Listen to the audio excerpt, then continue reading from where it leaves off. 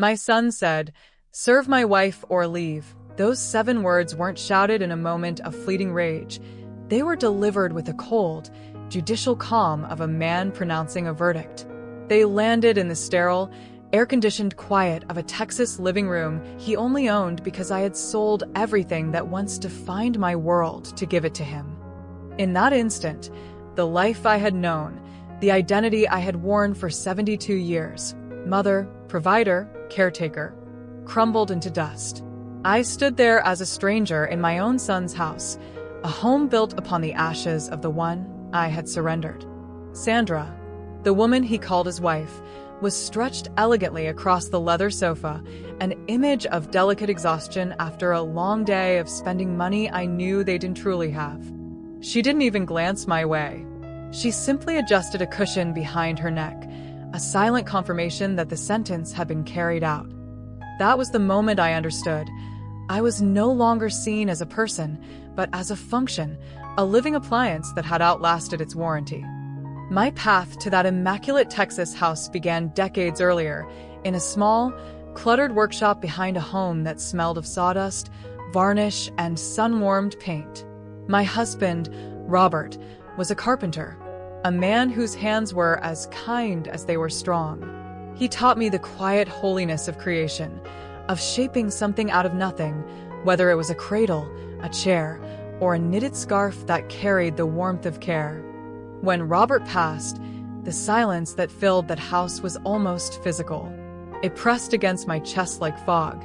The only thing that gave shape to that silence was my son, Vincent. He became my axis, my orbit, my entire sky. I poured every ounce of love, every dollar, every waking thought into him.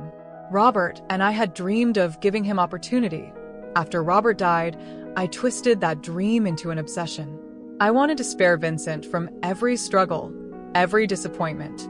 I mistook protection for love, and in shielding him from life, I robbed him of resilience. I made a modest but steady living through my crafts, selling carved ornaments at Christmas fairs, knitted blankets to boutiques, and delicate watercolor paintings of local flora. It was enough. It paid the mortgage on the house Robert had built, filled the table with food, and allowed me to give Vincent everything he ever asked for: his first car, college tuition, the down payment for his first apartment. Each of those gifts was carved out of my calloused hands. I never thought of it as sacrifice. I thought it was motherhood in its purest form. I would have carved out my own bones for him, and in a way, I did. Vincent never even had to ask. He simply took, confident that I existed to give. When he announced he was moving to Texas for a new job, the world tilted. He was my only family. The idea of him 1,000 miles away felt like being amputated. "What will I do without you, honey?" I asked, trying to smile. He patted my hand gently, eyes already on a horizon that didn't include me.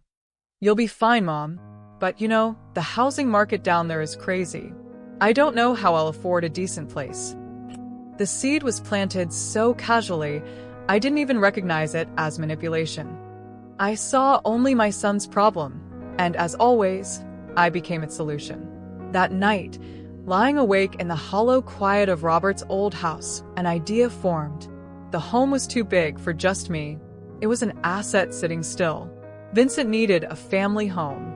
I could sell this one and help him start fresh. The logic felt noble, righteous even. I called him the next morning, heart racing with the thrill of generosity. "Vincent, I'll sell the house," I said. "I'll move down with you. We'll use the money for a down payment on something bigger, something we can share." There was a pause, and then his voice, thick with what I mistook for love. "Mom, you'd really do that? For me?" Of course I would. That was my role.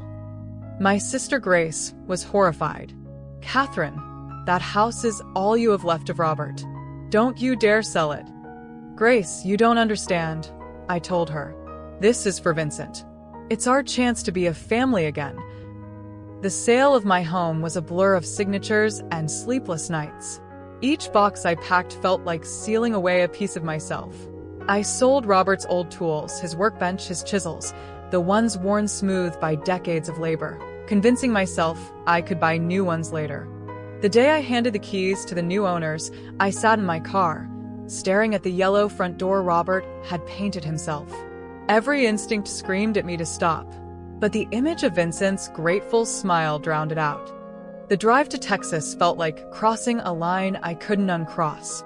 For the first few months, everything seemed almost perfect. The house we bought together was stunning, a 2-story with wide windows and a manicured lawn. The entire down payment, $200,000, came from the sale of my home. The mortgage, for legal simplicity, went solely under Vincent's name. I signed a brief document transferring my funds into his account, something his realtor had arranged. "We'll keep things easy, Mom," he'd said. "It's all the same in the end." I had my own suite downstairs. I cooked, cleaned, gardened. Vincent often said, "Mom, I couldn't have done this without you," and my heart swelled. I told myself I had done the right thing. I was sure of it. Then came Sandra. She was stunning, perfectly manicured, perfumed, and hollow-eyed in a way that only money could disguise. When Vincent brought her home, I tried. Truly, I did. She smiled at my cooking as if it were a trick she hadn't expected me capable of. "It's lovely, Catherine. I didn't know old recipes could still taste so good." Her gaze drifted around the living room. "The place is good bones. A bit dated, but we can fix that." That word, "we," struck me like a splinter, but I swallowed it. Vincent looked so happy. I told myself that was what mattered. Their wedding was lavish beyond reason. Sandra insisted. Vincent beamed through the debt. After she moved in, the house slowly changed, not through renovation, but erasure. One day, the hand-knitted blanket Robert loved vanished from the armchair. I found it folded in a closet. "It didn't go with a new color palette, Catherine," Sandra said sweetly. Soon my paintings were replaced by abstract splatters that looked like accidents. My ceramic bird collection disappeared into a box in the garage. "Too much clutter, honey," she said, the word honey dripping like poison. Vincent didn't protest. If anything, he agreed with her. He echoed her every opinion, orbiting her like a satellite. When she said she needed a 50-inch TV, he ordered one. When she said my soup was bland, he added salt without tasting it. I was being erased, one small object at a time. My basement suite became my sanctuary, though even that space wasn't safe. Sandra borrowed things without asking. My locket, a first edition novel. When I confronted her, she looked genuinely confused. "Oh, was that yours?" I thought it was lying around. Meanwhile, the financial cracks widened. Their lifestyle was lavish, their income modest. My small Social Security check began covering groceries and utilities. "You're such a lifesaver, Catherine," Sandra would say, handing me the bill as though it were a favor. My crafts, the one piece of my old life I still had, irritated her. "Could you do that somewhere else, Catherine? The fumes give me headaches." I moved to the garage, hot and airless, surrounded by boxes of a life I'd buried. Then came the day everything broke. It happened on a Tuesday. Sandra had spent the day at the mall, returning home with arms full of shopping bags and a sigh heavy with drama. She dropped the bags near the doorway and collapsed onto the sofa as though she'd climbed a mountain. Vincent rushed to her side. "Are you okay, my love? You look exhausted." She leaned against him with a whimper. "I'm starving, Vinny." "I don't suppose your mother thought about dinner?" I was in the kitchen, peeling potatoes. I'd been on my feet all day, cleaning, doing laundry, tending the garden they admired but never touched. Her words drifted in like smoke. Vincent appeared in the doorway, frowning with exaggerated concern for his wife. "Mom, Sandra's had a long day. She's hungry.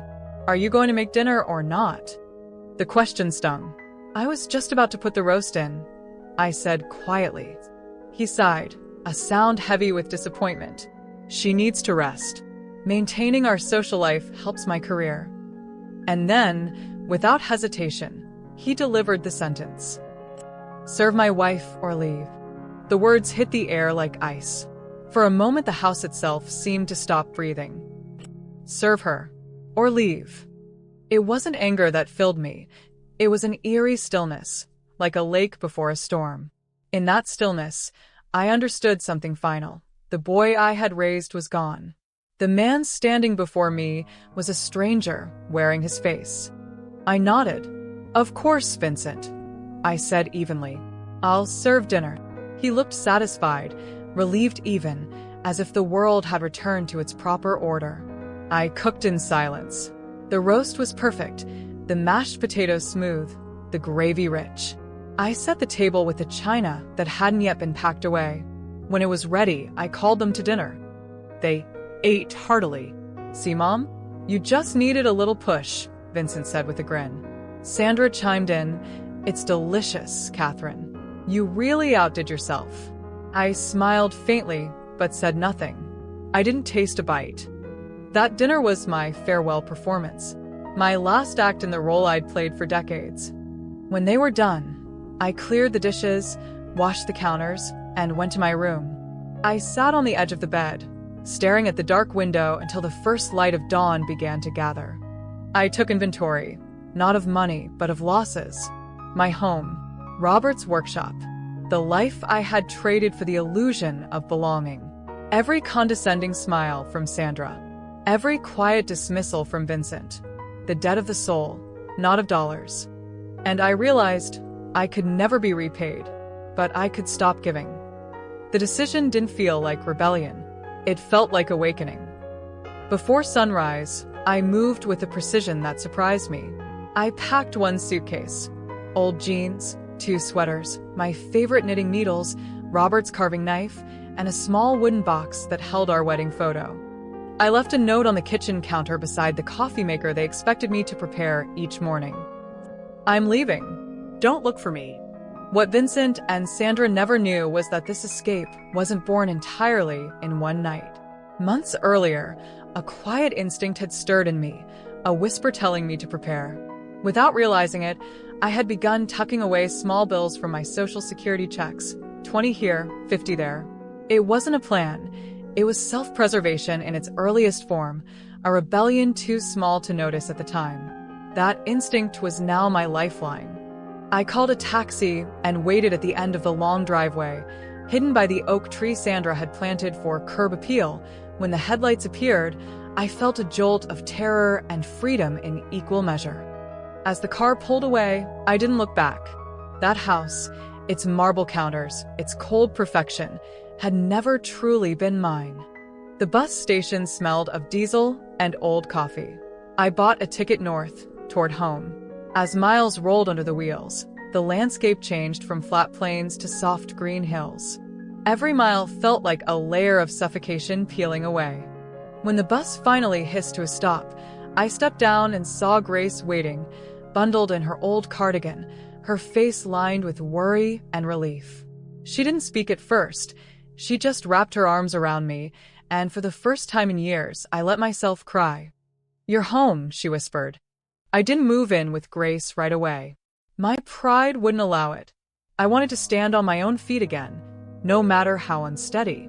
She helped me find a small apartment in a senior living complex.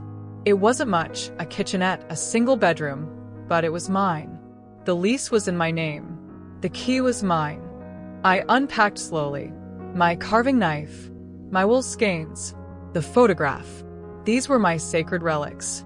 Grace came every few days with groceries and laughter. "You look better already," she'd say. And she was right. Freedom, even humble freedom, makes the body lighter. I started carving again.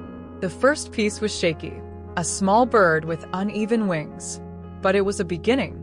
I knitted in the evenings by the window, the needles clicking softly, like a heartbeat. When I told Grace I wished I could sell a few pieces again, she smiled. "You can, Kate. Times have changed. We'll set up something online." I laughed. "Grace, I can barely use this phone." "Then I'll do the tech," she said. "You make the art." And that's how it began, not as a miraculous reinvention, but as a partnership. Grace handled the listings and messages. I focused on the work. Slowly, orders began to appear. A hand-carved owl sold to a woman in Oregon. A knitted shawl went to a granddaughter in Maine. Each sale brought a note of gratitude from strangers. Your work reminds me of my grandmother. Their words built me back piece by piece. 3 weeks after I left, the phone rang. Mom. Where are you? We've been worried sick. Vincent's voice was breathless, almost theatrical. I'm fine, Vincent, I said evenly. Time away? What are you talking about? Sandra's devastated. She thinks she did something wrong. The lie was almost impressive. Did she? I asked, my tone calm as steel. He hesitated. Well, no, of course not. We love you, Mom. Just tell us where you are. I'll come get you. This is ridiculous. I'm not coming back, Vincent. Silence. Then I heard Sandra's muffled voice in the background. When Vincent spoke again, the mask had fallen. His tone sharpened. What do you mean you're not coming back? Who's going to help with the bills? With dinner? Sandra can't do everything. The truth at last. It wasn't love that brought him to the phone. It was logistics. You'll figure it out, I said and hung up. It was the single most powerful sound I had ever made, the click of a call ending on my terms. The next days brought messages, emotional blackmail in every form. I can't believe you'd abandon your family. We're worried about your health. That money was a gift, Mom. Legally, we could. I didn't need to read the rest. Grace did, though. Her eyes narrowed as she read the threats. He wouldn't dare, she muttered. And if he does, I've got a lawyer friend who eats spoiled children for breakfast. We laughed until we cried. I blocked their numbers the next morning. The silence that followed was the sound of my life restarting. Seasons passed quietly. I carved and knitted, sending my work to places I'd never been. I wasn't just surviving, I was rebuilding. Grace's daughter helped us set up a proper website, teaching me how to upload photos myself. You're trending, Aunt Kate, she teased once, showing me the flood of glowing reviews. The money was modest but steady. I paid my rent, bought groceries, even saved a little. For the first time in my life, every cent I earned was truly mine. Still, nights were long. Freedom is peaceful, but also lonely. I missed the hum of family, what I had imagined family to be, not what it had become. One evening, as I sat knitting by the window, Grace called. You know, she said, I've been thinking you should move in with me. This apartment's too small for you. I hesitated. I couldn't impose. You wouldn't be imposing. You'd be coming home. I looked at my quiet little space, the single cup, the silent TV, the window that faced a parking lot, and I realized she was right. All right, I whispered. I'd love that. Moving in with Grace felt like exhaling after holding my breath for years. Her house was small and old, tucked between two maples that rained gold leaves every autumn. The air smelled of lavender and lemon oil, like childhood. I brought little with me, my tools, yarn, and a handful of clothes, but Grace's warmth filled the rest. We fell back into the rhythm of sisterhood quickly. Mornings with tea, afternoons with work, and evenings trading stories about the years we'd lost to distance and pride. Grace's laughter had the power to heal. And somewhere between those shared cups of tea, a new dream began to form. You know, I said one night, people love your baking. She laughed. Maybe in this family. I'm not about to open a bakery at 70-inch. Not a bakery, I said. A nook. A place where people can sit, buy your pies, my carvings, maybe a scarf or a 2-inch. She raised an eyebrow, half skeptical, half intrigued. A shop? At our age? Why not? I smiled. We're not done yet. It took months of planning. We looked at rental spaces and finally found one, small, dusty storefront on Main Street, long abandoned but full of potential. The windows were clouded, the floor creaked, and a faded sign still hung from a crooked nail, for lease. Grace ran her hand along the wall. It has good bones, she said. For the first time in years, those words didn't sting. They felt like hope. We spent 2 months restoring it ourselves, with help from kind neighbors. The community welcomed us with curiosity. 2 gray-haired sisters sanding wood and painting walls wasn't something they saw every day. We painted the place warm cream, built shelves from reclaimed boards, and hung a new wooden sign I carved myself. The Sisters' Nook. When we opened, the morning sunlight poured through clean windows, glinting off polished jars of jam and fresh-baked loaves. My carved birds lined the shelves beside Grace's pies. The scent of cinnamon and sawdust mingled in the air, a perfume of second chances. At first, customers came out of curiosity. Then they returned for comfort. They told friends. Within weeks, the shop became a small hub of laughter and warmth. People lingered, talking about grandchildren, gardens, and grief. Grace would slip them extra cookies. I'd wrap purchases in brown paper tied with yarn. We were no longer two old ladies, we were business owners, creators, hosts. And I was no longer Vincent's mother, I was Catherine, the artist. Each morning, when I unlocked the shop door, I whispered a quiet thank you to Robert, to Grace, and even to the pain that had brought me here. The seasons cycled twice. Leaves fell, snow melted, and flowers bloomed again. Life had settled into something peaceful. Grace and I worked side by side, our bodies slower but our spirits lighter. The shop provided modest comfort, enough to pay bills, save a little, and take short trips to nearby towns. I hadn't heard from Vincent or Sandra since the last round of messages, the ones I blocked. Their silence became a boundary I cherished. Sometimes, though, late at night, I'd catch myself wondering if he ever thought of me. Then I'd remind myself the son I'd loved existed only in memory. One Tuesday afternoon, I was rearranging a display of carved foxes near the front window when the bell above the door jingled. Grace was behind the counter, boxing a pie for Mrs. Gable. She glanced up, smiled automatically, and froze. I looked up at her expression and turned. The air seemed to thin. Vincent and Sandra stood in the doorway. For a moment, no one moved. They looked smaller somehow. The gloss of success that had once defined them had dulled. Vincent's suit was rumpled, his shoulders hunched. Sandra's perfect hair hung limp, her makeup uneven. Her expensive handbag sagged, its gold clasp tarnished. The cheerful chatter in the shop faded into uneasy silence. "Mom," Vincent said, his voice cracking. "We found you." He stepped forward, tentative. Sandra rushed ahead, grabbing for my arm. "Oh, thank goodness, Catherine. We've been so worried." I pulled my arm away and took a single step back, close enough to feel Grace at my side. Her presence was solid as oak. "What are you doing here?" I asked. Vincent swallowed. "Things have been hard. I lost my job a few months ago. The company folded. We tried investments, but they failed. The house," his voice caught. "The banks foreclosing. So that was it. Not a search born of love, but of need." Sandra's eyes filled with tears that didn't quite reach sincerity. "We have nowhere to go, Catherine. Please, we've tried everything. You can't let us lose everything. We're family." The words sounded obscene in her mouth. I looked at my son, truly looked at him. His eyes darted around the shop, not with nostalgia, but with calculation. I could almost see the wheels turning. How much money I might have, what I might still owe him. "I'm sorry you're struggling," I said softly. "Mom, we need your help," Vincent interrupted, desperation sharpening his voice.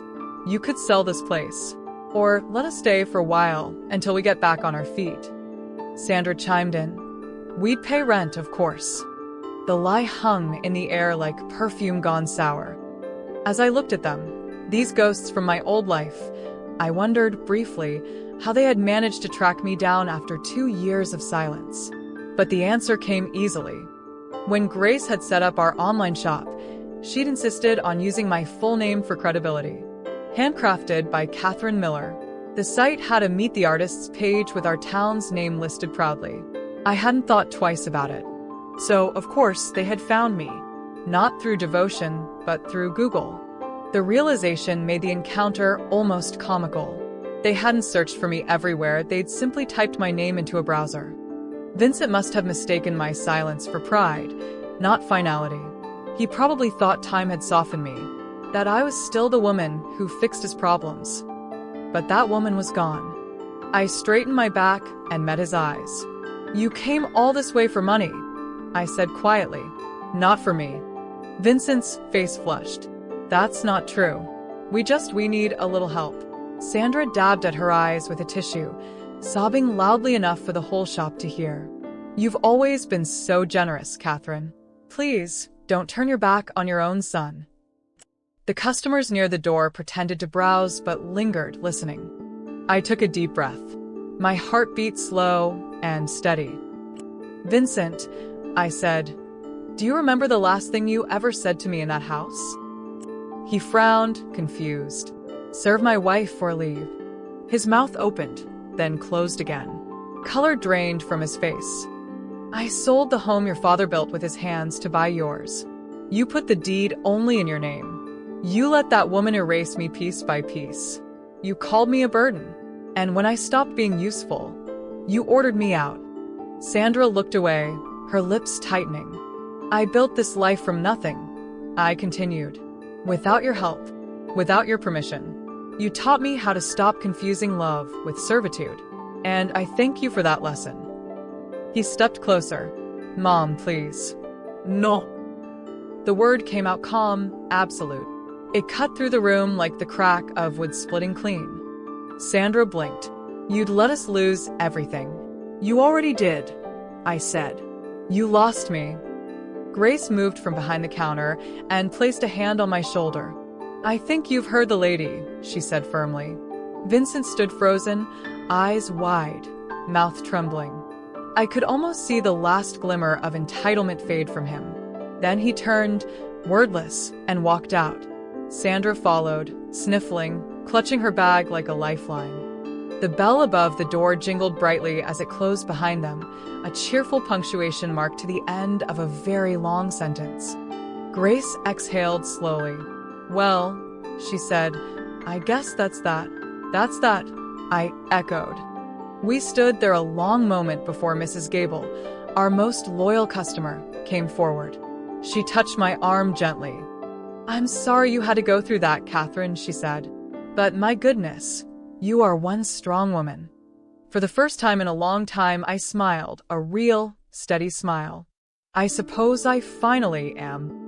The rest of that day passed in a blur of ordinary kindness. Customers returned to chatting.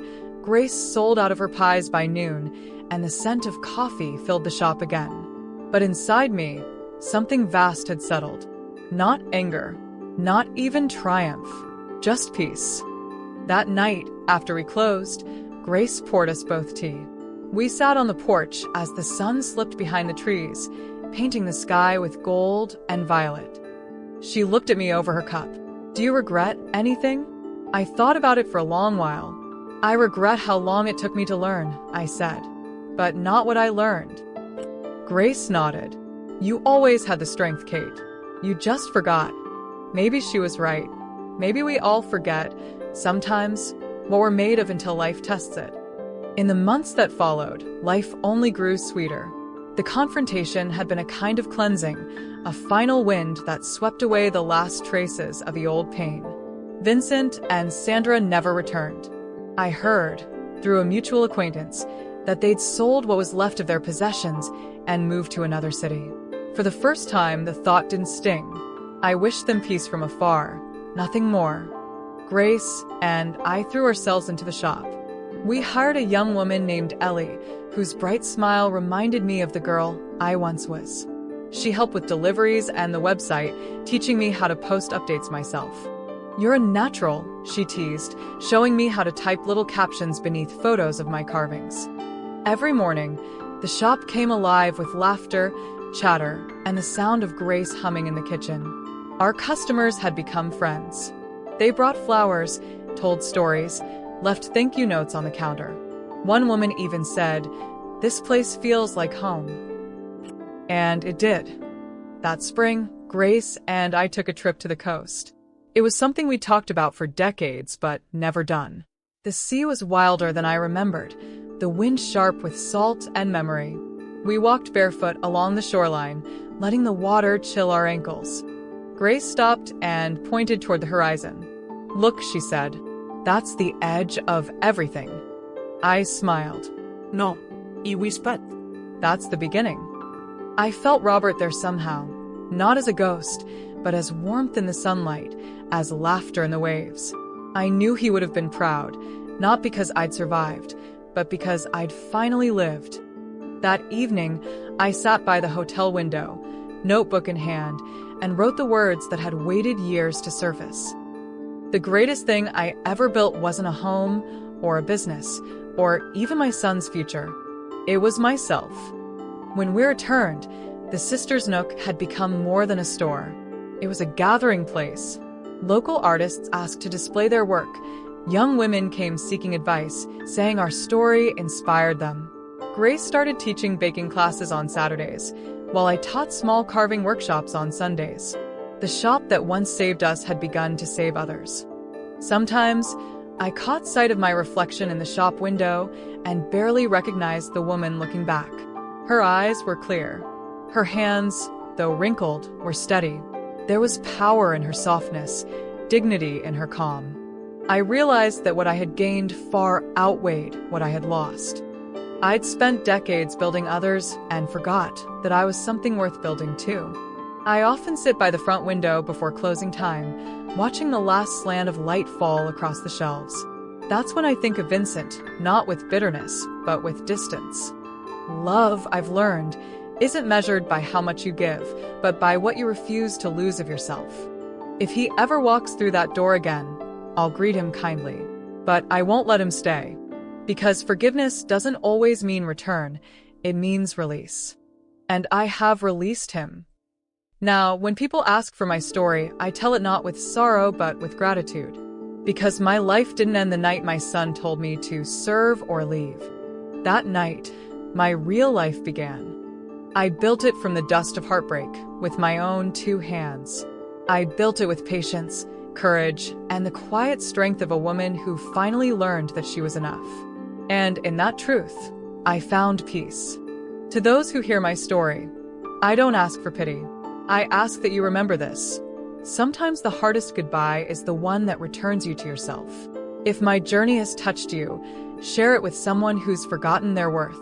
Tell them it's never too late to start again, even at 72. Because freedom has no age, Dignity has no deadline. and love, real love, always begins when you stop begging for it and start living it.